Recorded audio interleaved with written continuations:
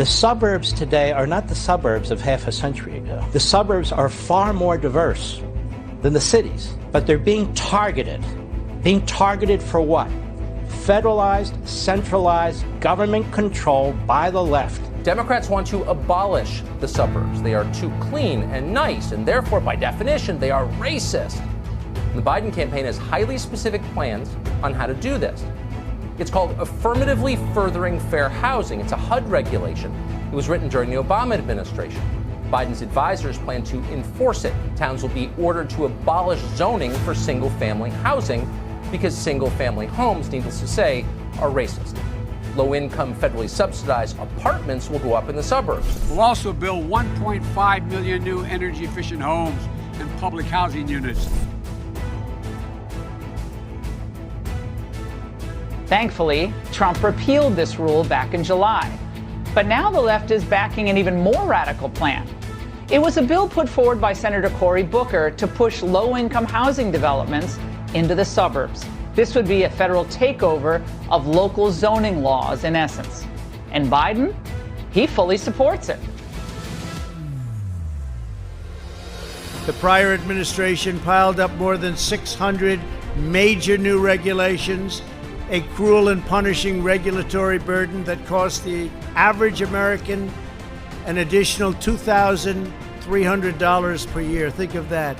The average American, $2,300 regulation, hitting low-income Americans by far the hardest.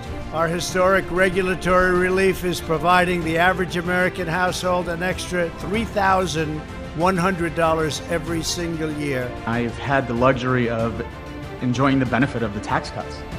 The tax cuts allowed me to grow my businesses. I believe that if you take into account the Trump tax cut, you take into account the drop in unemployment, and particularly unemployment for African Americans, the lowest it's ever been in history. How's the economy right now? We're loving it. Kennedy credits the Trump tax cuts and deregulation for her company's growth. It's the first time in 10 years that it's booming again. The tax cuts that were imposed did wonders for the middle class. I will cut taxes even further for hardworking moms and dads. I will not raise taxes. I will cut them. First thing I do is going to repeal this Trump tax cut.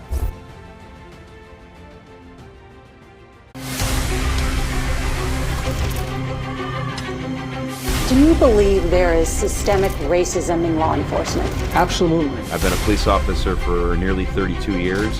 Joe Biden does not have the backs of police officers. Joe Biden's staffers, they gave money to a fund to help bail out accused criminals. Joe Biden's silence is encouraging the rioters. Kamala Harris was working to help the instigators, the criminals, get out of jail. If Joe Biden's elected, it's just going to continue. Everyone beware, because they're not going to stop.